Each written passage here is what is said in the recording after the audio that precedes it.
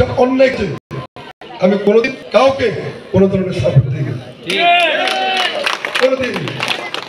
আমি ঢাকাতে সেম কারোর সাথে একটু আমার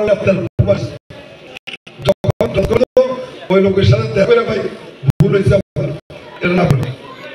আর এখানে তো প্রশ্ন ওঠে না, কোনো লোক সাথে আমি কখনো রাগ করে কথা বলি।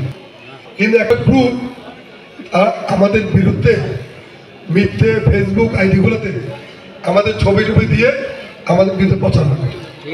এটা একটি রাজনৈতিক দলের কিছু কর্মী, অসৎ কর্মী, যারা কিছু কিছু রাজনৈতিক দল বেহেশতের টিকিট দিয়ে দেয়। এটা কি আপনি জানেন?